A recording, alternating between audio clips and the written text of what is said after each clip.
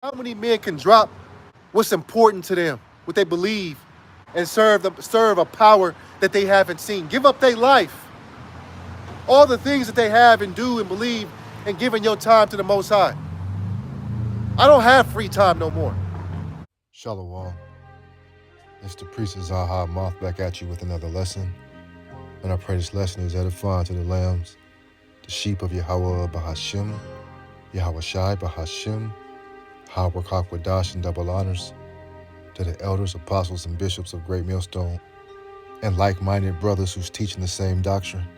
Shalom to the THAWADAH while the AHCH. And I just wanted to take a break from the madness in the world that we're consistently reporting to you. I mean, so much is going on. You can be overwhelmed sometimes. And we as teachers, of this precious doctrine, have many things in common with the Lord's creations, because we, the Hebrew Israelites, were his first creations, as his first fruits made in the image of the Most High and his Son, and YAHAWASHI as the star, and the Elohim as the co-stars, labored to create this world. And we've been awakened out of a deep sleep that the world is still in, working for the Lord nonstop. And the Lord creates animals, insects, right? And their whole purpose in life is to work. Ants build, sea life. They clean the sea and we spread the gospel, we being the salt of the earth. And the nutrients, of a bee's pollen, it brings flavor to the earth. And I have a personal place of concern for bees for some reason. If they're stuck somewhere, I help it.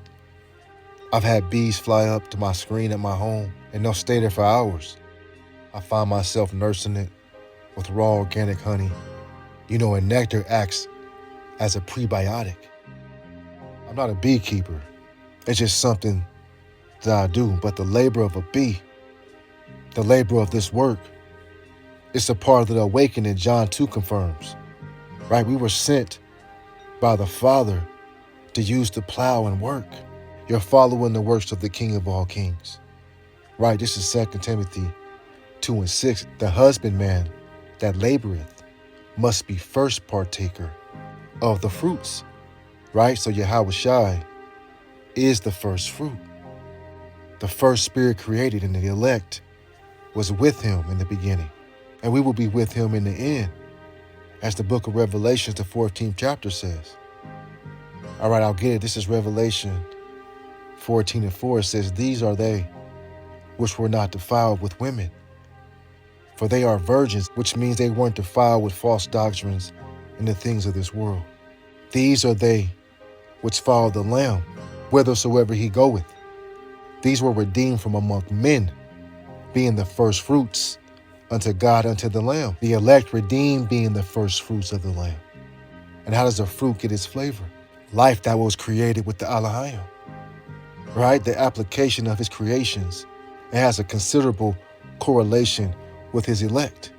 Even tree saps can be used, for tinctures and fragrances that brothers use. We make oils. It's all from the earth. Sirach 38 tells us the Lord created all this, and he uses his bees, for many of these functions. This is Sirach 38:4. The Lord hath created medicines out of the earth, and he that is wise will not abhor them. Right, so you will not avoid them. You shall use them. He created medicines from the earth, and his bees pollinate many of them. That's one of the jobs and one of the duties, right? In the tabernacle of the elect, the job is to spread and to distribute this word, to forward it, which is a form of, pollination.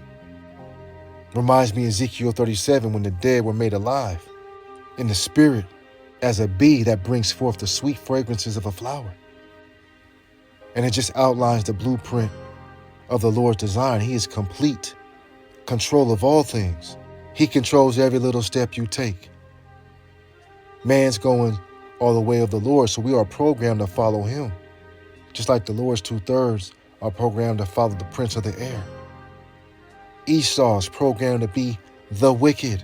So a bee and the elect have a direct correlation because of the works A bee is programmed to do the function of why it's born. It doesn't fly off and just do its own thing. It's loyal to the hive, loyal to its queen, and we're loyal to our power, who's the King of Kings. You know, there's many kinds of bees. Some even come out of tribes. Did you know that? For example, the stingless bee is from a tribe just like we are from the 12 tribes of Israel. All right, it says the description, social bees found in tropical regions like Central and South America and Australia. Okay, haven't we been scattered into those regions? Israelites in tropical regions, Central America, South America, the Aborigines of Australia. We've been scattered into those different regions. And being that this particular bee is stingless, it does the function that the Lord designed it to do, but it's basically harmless. Well, we as his servants, the prophets, priests, okay, teachers and brothers, we have been sent to perform his will in all his works, and we're compelled to be harmless as well. Let's get the scripture in Matthew the 10th chapter. This is Matthew 10 and 16. Behold, I send you forth as sheep in the midst of wolves. Be ye therefore wise as serpents and harmless as doves. We are sheep in the midst of wolves, wise in knowledge and wisdom, but harmless. Because we're not in Jeremiah 16 yet. We're still fishers, not hunters. We're here to feed and nurture the sheep, providing spiritual food that the spirit can dine on daily by the way of this word. Man can't live by bread alone. And a bee, you know, it plays a critical role in pollinating crops to produce the many foods we all eat. I believe about 1/3 of global food production, it relies on the bees' pollinators. So it's small, but it's powerful. David was small, but he had the spirit and power of the Most High, while YAHAWASHI to knock down a giant. These bees are beneficial to the ecosystem when you think about the resources and nutrients it provides for us, the natural things that we need, because through its pollination of flowers and fruits, nature runs its course. Okay, this is Sirach 11 and 3. The bee is little amongst such as fly, but her fruit is the chief of sweet things. If you can pick up what that's putting down, the works of the bee, the abundance of fruits it can pollinate. Flowers and trees have been manifested through its works, and the man of the Lord is invested in the works of the Father. His word has manifested in us, and we blow the trumpet of truth, right? This is a spiritual lesson showing you what and how the Most High works. Remember that Elohim created the garden in its perfection with YAHAWASHI. And the elect right now, today, are on a mission. And the Most High guides their steps. They cannot even be deceived, as the book Matthew the 24th chapter reads. So like a bee, we've been set up to serve, to labor, to work in this office. We're the Lord's worker bees. We preach his words that's likened to honey, flowing like our bellies, flowing with living waters. Let's get Psalms 119. This is Psalms 119, 103. How sweet are thy words unto my taste. Yes, sweeter than honey to my mouth. And this is how we were awakened. We were told to eat the whole roll. It was going to be sweet at first. But knowing that we are at the end of this thing, it's like sweet honey in our mouth, that we have this word. Aren't we from the land of milk and honey, full of resources and life? The earth is going to rejoice when the righteous are back in authority. This is Ezekiel 20 and 15. Yet also I lifted up my hand unto them in the wilderness, that I would not bring them into the land which I have given them, flowing with milk and honey, which is the glory of all lands, flowing with milk and honey. Right? And honey has been a delicacy for Israel. John the Baptist, he ate locusts and wild honey in the wilderness. So the honeybee, to many, that's very common. It works in colonies. And that shows the continuity because we work in camps. Okay, spiritual again, if you can compare and contrast. Nature, life, and his chosen is working in conjunction to keep his earth in some type of order. And the wicked want to kill off bees. They want artificial, genetically modified foods for us to eat, attempting to make everything micro-engineered, like nano nectar. That's wicked. When the natural use is already perfected. The bumblebees, the honeybees, the worker bees. There's even carpenter bees, just like YAHAWASHI. So as this word awakened us from the congregation from the dead, honey is one of the principal things that we can use in life as a benefit. Sirach 39:26 says the principal things for the whole use of a man's life are water, fire, iron, and salt, flour of wheat, honey, milk, and the blood of the grape, and oil of clothing.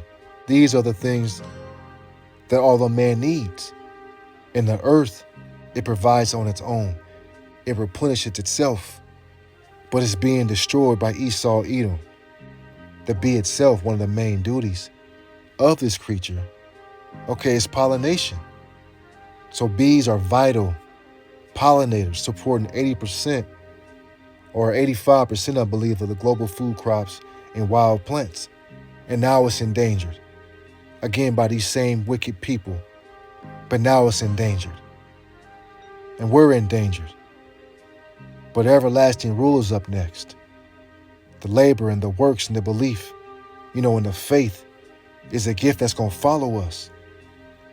You're going to have a memorial for your dedication and servitude to the Lord. Right? Let's get this and I'll close. This is Sirach 24:20. For my memorial is sweeter than honey, and my inheritance than the honeycomb. Right, the elect, the memorial, is going to be everlasting. So I pray this lesson was edifying to the elect of YAHAWAH, BAHASHAM, YAHAWASHI, BAHASHAM, HaRaKakwadash. This is the priest, Azan Ha'amath, Abba Babal Shalom.